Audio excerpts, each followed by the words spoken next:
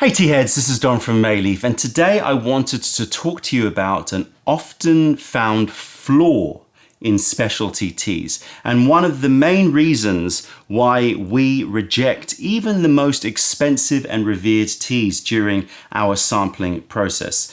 The flaw is what I generally just call a hole in the tea, but what do I actually mean, and how can you assess if your tea has holes in it?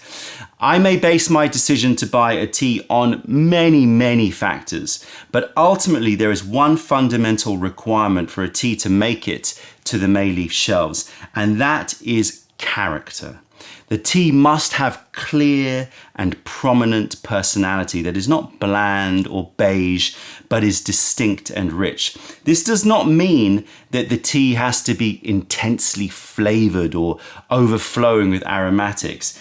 It just means that the character of the tea has to be prominent. So you may have a tea, for example, that is light and is a celebration of delicacy and subtlety, but as long as it lives up to that character and expresses it fully, then I still think it has a very prominent character. When a tea has holes, I mean that the character is weak, inconsistent, incomplete, or fuzzy and unclear. And this can only be noticed by really paying attention to the tea and building an instinctive response to its character. It's not something that you can just learn immediately. It takes some time to sort of really understand how to evaluate character in a tea, but it is very key for you to understand how to assess the quality of a tea. So let's sample a tea which I have not tasted yet to show you how I assess tea, and let's see if there's any holes in this tea. Hopefully there isn't, and I love it completely, in which case I may have to do this video again with another tea, but I wanted to come at this blind so that I can sort of give you an instinctive response to the tea. I have in front of me Ma To Yen Rou Gui. So this is a Yancha rock oolong from the very famous and often sought after area of Ma To Yen, which basically means horse head rock in the protected Zhengyan area of the Rou Gui Mountains, often shortened to Maro, which can be translated in a different way to horse meat. So Maro, horse meat, is how this tea is often called, and it's one of those rarefied teas that sellers love to have in their catalogs. So we have a very high grade tea on paper with a price to match. I'm very sure, I don't know the price because I always sample tea blind of price, but I am sure it is very expensive. It's extremely sought after, Ma To Yen Rou Gui, and I'm excited to dive in. So we start our evaluation with some preliminary considerations of character. So before I even start tasting, and since this is a Rou Gui Yancha, I would usually want the ideal character of the tea to be very rich and strong, with some pushy aromatics that are almost too much for the nose to take, yet restrained enough and balanced enough and complex enough to avoid being one-dimensional or aggressive. I would hope for a strong, yet again restrained charcoal roast to settle and warm the character and concentrate the flavors without dominating the experience with excessive charcoal notes. Rou Gui tends to be a very forward tea and has an interesting character that I would hope will have enough push and pull to offer the Rou Gui some nuance and intrigue. It can't just be too forward and aggressive. I would hope that the aromatic strength of the tea would settle in the mouth to provide a rounded richness, and that the texture would have enough smoothness despite the necessity for minerality, which is expected in a good rock oolong. I would hope and expect plenty of physicality in the mouth, and importantly, a vaporous, long and sweet finish. So strong, forward, slightly aggressive, yet rounded, elegant, complex and long lasting. This is the usual character that I would be looking for in a Rou Gui, and for a horsehead rock Rou Gui, I expect that character to be even larger than life compared with other Rou Gui Yanchas. But of course, these are just expectations, and it is obviously important to allow yourself to be surprised and be open to other possibilities. These expectations at the initial stage, but the tea may perform in completely different yet desirable ways. Okay, so we're going to start by looking at the leaf, although, I don't use the look of the leaf too much to assess the quality. This is a sort of a low priority part of the assessment for me. All that I'm really looking for is any obvious flaws that may highlight lower quality pickings. Maybe it hasn't been sorted properly, maybe it hasn't been processed or stored properly. So I'm more looking for obvious flaws. These leaves all look good to me. So let's move on and have a sniff of those warm leaves, the dry warm leaves. So I'm warming up my Guy 1. I'm heating my kettle up to 100 degrees, and we're gonna put these leaves in. I'm not going to put all of them in. I just put a lot there so that we could see them. So let me just try to work out how much to put in here. I'm going to put a fair amount in, obviously. Oh, close, but I'll put that much. Right, let's put the lid on. Let the leaves warm up a little bit. Turn this kettle off. And hopefully, as I said, I'm not going to find any holes in this tea. I'm going to absolutely love it. But I suspect that there will be. The reason why I say that is that Yanchas generally are a great tea to assess this because they've got so much going on. You can find the holes a little bit faster. You know, this is an heirloom origin, Ma Tou Yen, very, very famous, very, very expensive. And so if there are holes, it will be glaringly obvious. All right, here we go.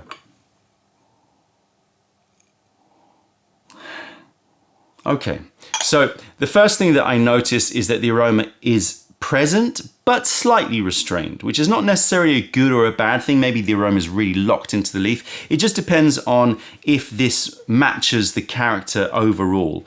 But there's a certain restrained quality to it. And I can't work out if it matches the character until I've had the full session. So definitely it's more restrained than my expectation, but the aromatics are beautifully balanced. Cranberries, red currants, treacle, toffee.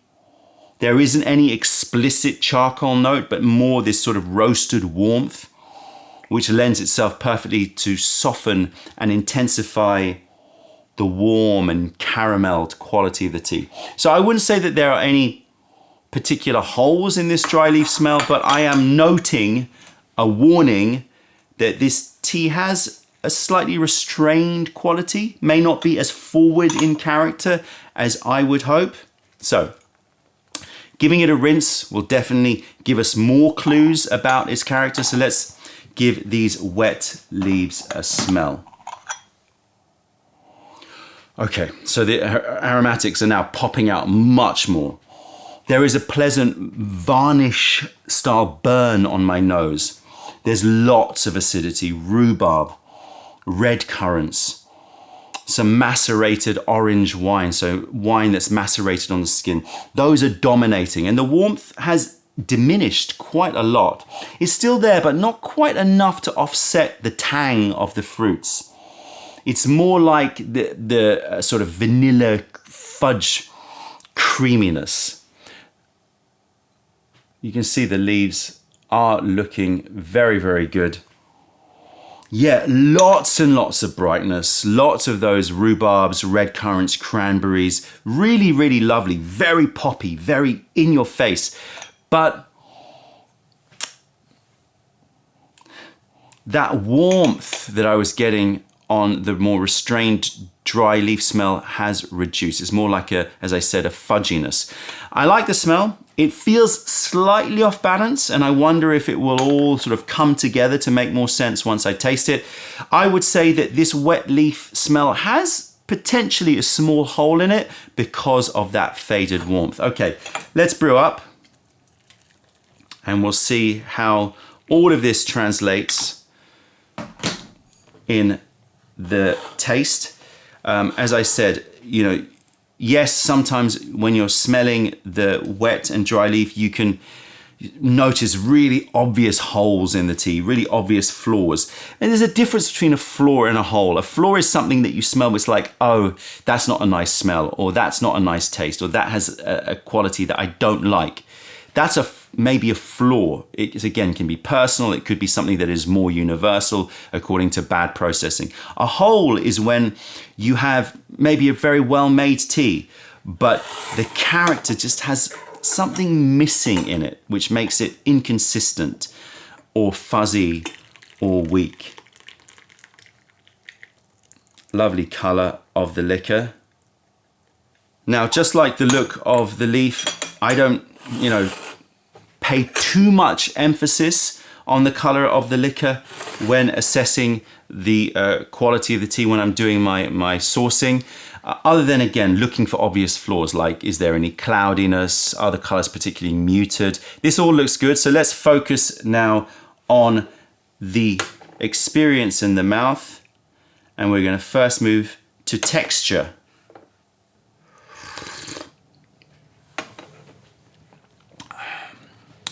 So my hope with the Rou Gui is that it will have thickness and physicality. Texture is one of the key areas of the tea experience that can show itself to have holes. And right after the first sip, I can tell you that I am noticing holes. There's a certain emptiness in the texture of the liquor. It's not just that the liquor is not as maybe thick as I would want it, but the texture itself lacks character. It is like flaccid and weak and feels like, it almost feels like it's breaking up in my mouth. It's a hard one to explain, but even in a very light textured tea liquor, it should have a consistency which doesn't fall apart. It should maintain its body and structure rather than crumble in the mouth like this one is. So this is the first big problem with this tea that I'm noticing, and may make it unbuyable for us, but we'll see how things go. Really falls apart in the mouth. The second big problem is the type and level of physicality that it has in my mouth. It has a mineral quench and it has some vaporousness, which I would want for a yencha, but nowhere near enough. Considering the amount of leaves and how I brewed it, it should be really, really vaporous. It's not pulling or prickling or overwhelming my nose with rising retronasal aromatics. It is a bit weak in character from a textural and a physicality point of view. Now, the restrained aromatics of the dry leaf and the imbalance of the wet leaf are again revealing themselves to be holes in this personality, so less coherent personality. Because if the tea had a bright, structured and physical impact in the mouth, then I could potentially assess the character of the tea as being a lively, brighter and more refreshing yencha, and then those aromatics would sort of suit with the overall quality of the tea. But the failings in the mouth in terms of texture, physicality and taste as well sort of means that the restrained aromatics that I noticed before and the off-kilter balance of the aromatics is maybe because the quality of the tea is not good enough, rather than it's just that it's a bright, fresh, vervy yencha. Notice that I have made all of these assessments without even thinking or talking about taste, but the taste of the tea continues the same theme of weakness. Sure, it has a lot going on. There's lots of lovely things. There's some cinnamon, there's raisins, there's this sort of fresh paper reams, libraries, a touch of guava, all lots of good things. And the aftertaste is pleasantly long lasting with like a cooling cinnamon gum sweetness. But again, it's all too light, lacking richness and depth. It's this lightness, and again, it's this thing. It's like, if it's light, but that's its personality, it's all about lightness and brightness, then that would be a different discussion. The issue here is that the restraint and the lightness in the aromatics, and I know anybody smelling this tea would go, it's got tons of aromatics, but when you compare it with my expectation, so there is some experience that needs to be brought in here of what a Rou Gui can be and what a Ma Tou Yen Rou Gui can be, I have to say that it's definitely on the lighter side in terms of the aromatics. And again, if that translated into a really bright, refreshing, juicy, textured, vaporous physicality and texture in the mouth, and that the flavors were all about this bright notes, then I would say, okay, coherent personality. May buy it, may not buy it, but still coherent personality. But when I smell the restraint and the off-balance aroma, and then the kicker was the texture. Texture is so fundamental, texture and physicality, because they are much more representative of the quality of the leaf. It was falling apart, breaking apart, empty in texture. It had a light, weak vaporousness. And again, the taste, all in the nice realm, but just dialed down, weak. It all comes together to make me think a weaker character and not coherent, not trying to be light and bright and lively, but just trying to be what I would expect, but not quite making the mark. Let's brew it up again. Aftertaste is lovely. It's got lovely cinnamon, slight guava note going on, but it's not rich enough. It's not long enough. It's not humming enough on my tongue. There isn't enough going on. So definite holes in this tea. Let's quickly smell the empty cup. Again, has a lovely dark sugar and grapefruit candy note, which is probably the best thing about this tea. Although once again, I would say it is slightly restrained. So that's sort of the theme. It's very restrained. Now, of course, I will continue to drink, and I could continue to continue the session to assess body sensation. But with my many years of experience, this tea, I can tell you, is not going to have an especially rich change in my body compared with other yenchas. I can tell that from the physicality mostly. And anyway, the decision of whether to buy this tea has already been determined by the previous steps. If the tea was interesting enough to buy, then I would obviously brew lots of infusions to see how the flavor shifts through the infusion, see the longevity and assess the body sensation. But as it stands, I already know from that first infusion that I'm not going to be buying this tea. So my assessment of this tea is that despite being pleasant to drink, it has overall a weak and uninspiring character. Consistent, yes, but underperforming. The obvious holes that reveals this weakness is the lack of intensity and balance in the aroma, the lack of structure, that's key in its texture, its unimpressive physicality and finish, and the thinness in its taste. Sounds mean, and you know, this is no doubt a high quality and tasty yencha, but just nothing to write home about, and is certainly not going to be selected for our shelves. So the question could turn to trying to understand why does this tea have these holes, especially when it's so expensive, I'm guessing, and comes from the most famed small plot of land in Rou Gui. I'll put the price, I'll find out the price, and I'll put the retail price below so you can see how expensive it actually would have been. Obviously, I can only guess as to why these holes exist. Firstly, I think that there was not enough roasting being done. It may require another round of roasting, which should improve structure and balance of the aroma and possibly the texture. This tea was clearly sent out by the producers too early, probably to try to capture sales. So perhaps we could request another roast for the tea, but I'm not going to bother because the weakness of the actual character of the leaves seems to suggest that the tea bushes were or are relatively immature. And these are my guesses. And or the harvest is from leaves that were growing too quickly. Now, it could be because of the weather, it could be related to the time of picking or the picking round of this batch of tea. My impression is that the processing has been done very skillfully. I don't see any issues with the withering, oxidation, heating the leaves. They all look really, really good and they taste good in terms of processing. I just think that we're dealing with faster growing tea that lacks richness and has been rushed to market, probably to capitalize on its on-paper credentials. You know, one of the problems with highly expensive and sought-after areas for any tea is the temptation of the producers to maximize yield by grafting younger plants or picking more rounds from the same bushes to increase the amount that they can bring to market.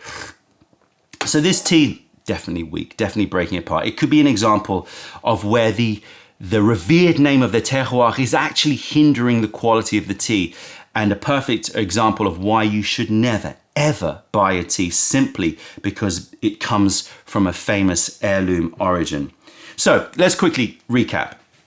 When assessing the quality of the tea, we should focus and judge on the overall character. Oftentimes, it's the smallest little variations in the experience that come together to create an experience that make all the difference and paint a picture of the personality. Tiny little variations that when you bring them together, they create a coherent whole, a personality, a character. And we're looking for consistency and clarity. Obviously a desirable character, but that is more about taste. And that character needs to span across all aspects of the experience. And when assessing a tea, we're searching for flaws, but we're also searching for holes. And those holes can exist in aroma of the dry leaf, aroma of the wet leaf, texture, finish, taste, aftertaste, the longevity of the tea. Obviously, I only had 2 infusions of this one, but if I felt that it required further assessment, I would have more infusions to assess whether or not the longevity has any flaws, or if there's any holes in the experience over the whole course of the session. And of course, body sensation, which can have its own character and may be incoherent or have holes in it too. If you apply this approach to assessing tea, then you may find that you actually interpret them differently. You may also find that you begin to appreciate teas which you had not previously liked. Maybe you had instinctively reacted to their character, but now when you assess it, you go, but the character is coherent, it is whole, and you may actually learn to appreciate it more. You will certainly develop a more keen and discerning sense of which teas you would like to have in your collection. That's it, tea heads. Check out our other videos, taste our teas wherever you are in the world by browsing mayleaf.com, and come visit us if you're ever in London. Other than that, I'm Don from Mayleaf. Thank you for being a part of the revelation of true tea. Stay away from those tea bags. Keep drinking the sublime stuff and spread the word, because nobody deserves bad tea. Bye.